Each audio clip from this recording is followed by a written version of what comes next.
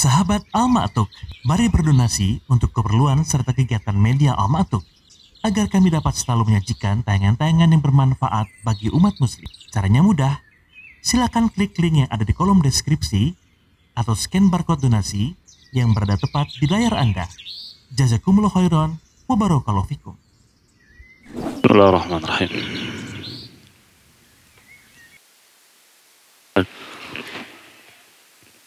Assalamualaikum warahmatullahi wabarakatuh.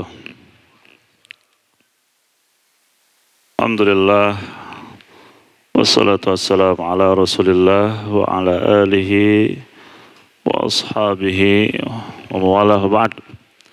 Ikhwah sekalian, kita lanjutkan pembacaan kitab Riyadhus Shalihin.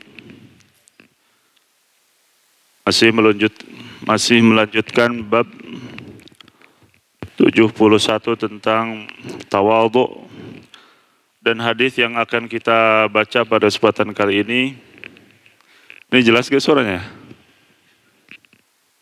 Yaitu hadis ke-6 dari bab dan 612 dari kitab Riyadhus Shalihin. Masih berkaitan dengan tema tawadhu. Insya Allah tidak lama karena kita masih dalam kondisi bahagia, ya, merdeka. Dalam fikih itu seorang qadhi tidak boleh berfatwa kalau dalam fil farh al-mufrid, dalam kondisi bahagia yang besar. Ya. Jadi pendek-pendek saja insya Allah.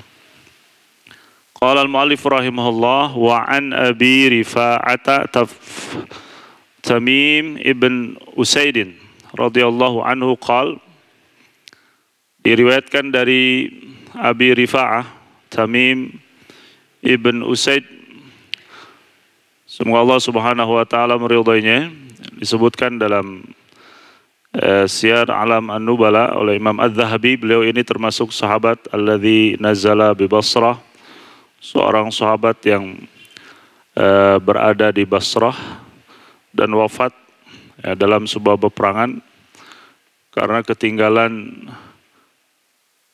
di malam harinya. Beliau melakukan sholat tahajud cukup panjang, biasanya membaca surah Al-Baqarah. Beliau mengatakan, dan tidaklah aku selesai belajar surah Al-Baqarah dari Rasulullah kecuali aku selalu membaca dan mengamalkannya, termasuk di dalam sholat malam. Ya, dan gak pernah pegal, kata beliau apa? Gak pernah pegal. Menyelesaikan surah Al-Baqarah dalam sholat malam itu gak pernah pegal. Masya Allah. Ya. Dan kita juga alhamdulillah gak pernah pegal, karena gak pernah melakukannya. Al-Baqarah. Baik, qala intahaitu ila Rasulillah sallallahu alaihi wasallam wa huwa yakhtub. Faqultu ya Rasulullah, rajulun gharibun jaa yas'alu an dinih la yadri ma dinu. Beliau mengatakan, pada suatu hari aku mengunjungi Rasulullah sallallahu alaihi wasallam, ketika itu beliau lagi berkhutbah. Maka aku pun bertanya, wahai Rasulullah, aku ini adalah seorang yang datang dari jauh ingin bertanya tentang agamanya. Dia sama sekali tidak paham tentang agama yang dianutnya. Imam Nawawi menjelaskan, ini kemungkinan khutbahnya bukan khutbah Jumat. Khutbahnya ceramah seperti biasa. Nah, sehingga bisa dipotong. Nah, kemungkinan kedua, beliau lagi khutbah Jumat. Rasulullahnya lagi apa? Khutbah Jumat, tetapi beliau nanti memulai khutbah yang baru. Ya, kenapa demikian? Karena yang ditanyakan aniddin, an qawaididdin, yang ditanyakan oleh Rifa'ah ini, Abi Rifa'ah ini berkaitan dengan usuluddin, berkaitan dengan rukun iman yang nggak boleh ditakhir, yang nggak boleh diakhirkan jawabannya, sehingga beliau Rasulullah menghentikan khutbahnya, kemudian melanjutkannya. Ya. Dan banyak dalam hadis yang lain Rasulullah memotong khutbahnya. Ya, kemungkinan ada maslahah atau hajah. Maslahat itu sesuatu yang misalkan ya Rasulullah sempat ketika ada orang masuk masjid, kemudian orang itu mau duduk. Nah, Rasulullah suruh tanya, kamu sholat belum? Kamu sholat belum? Belum. Sholli rakaatain. Kata Rasulullah, sholat dulu 2 rakaat. Padahal Rasulullah lagi khutbah. Ini lagi ada masalah buat dia. Karena yang namanya sholat tahiyatul masjid itu apa? Sunnah yang sangat ditekankan ketika seorang masuk masjid. Walaupun sebagian dari saudara kita menjadikan ini dalil bahwa bolehnya sholat qobla Jumat. Dalilnya ini ya, penempatan yang salah. Dalilnya betul, hadisnya ada, tapi orang itu bukan sholat qobliyah Jumat, tapi sholat tahiyatul masjid. Makanya ketika kita masuk pada hari Jumat, masuk masjid, kemudian muadzin lagi adzan, segera kita melakukan apa? Melakukan sholat 2 rakaat, sholat tahiyatul masjid. Jangan menunggu sampai muadzin selesai. Biasanya di kebanyakan masjid kalau kita lihat masuk orang kan berjejer nunggu selesai muadzin selesai. Nah, pada yang sunnahnya langsung. Kenapa demikian? Karena dia akan berhadapan dengan suatu yang wajib, yaitu mendengarkan khutbah Jumat. Ya begitupun ketika khotib lagi khutbah, kita masuk jangan menunggu khotib selesai. Ya, sholat. Dan juga jangan duduk, karena memang sunnahnya apa? Melakukan sholat 2 rakaat sebagaimana yang Rasulullah perintahkan kepada sahabat tersebut.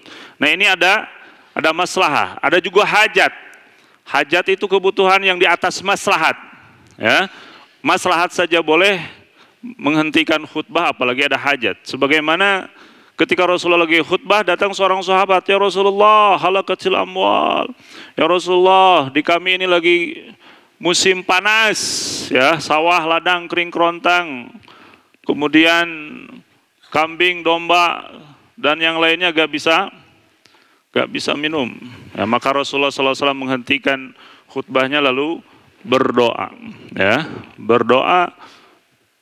meminta hujan, diturunkan hujan. Artinya ini khutbah biasa ataupun khutbah Jumat boleh berkejadian ini. Ya, bisa khutbah Jumat, bisa khutbah biasa. Artinya dari faidah fikihnya bahwa seorang khotib bisa menghentikan khutbahnya ketika ada maslahat atau hajat. Begitupun makmum, para jamaah ketika ada sesuatu yang memang perlu misalkan disampaikan kepada imam, terjadi bencana, terjadi pembunuhan misalkan, ada apa yang boleh disampaikan. Yang nggak boleh itu tanya jawab. Setiap hari Minggu tuh, hari Jumat ya, ada tanya jawab. Bahkan saya sempat melihat ya, ada khutbah Jumat itu ada tanya jawab. Terus kalau lagi seru, ada tepuk tangannya itu. Luar biasa ya. Itu gak bisa ya. Jadi kalau ada maslahat dan hajat, bukan suatu yang ada dibiasakan setiap sholat Jumat ada tanya jawab ya. Di pengajian zuhur juga gak ada tanya jawab ya. Sementara di suatu khutbah Jumat dibuat tanya jawab. Nah, kemudian dia mengatakan, wahai Rasulullah, tadi saya ini datang dari tempat yang jauh. Kemudian aku ingin bertanya kepada Anda tentang agama, karena saya ini seorang yang tidak paham tentang agama. Fa'aqbala alayya Rasulullah sallallahu alaihi wasallam wa taraka khutbatahu hatta intaha ilayya.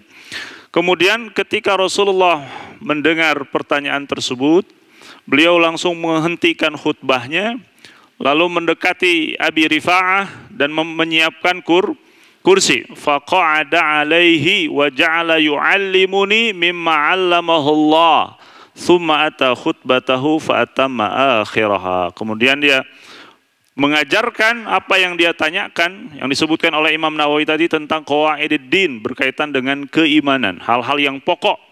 Kemudian setelah selesai, Rasulullah kembali melanjutkan khutbahnya. Ini syahid daripada hadis ini adalah ketawaduan Rasulullah Sallallahu Alaihi Wasallam, seorang nabi, muallim, muzakki, ya.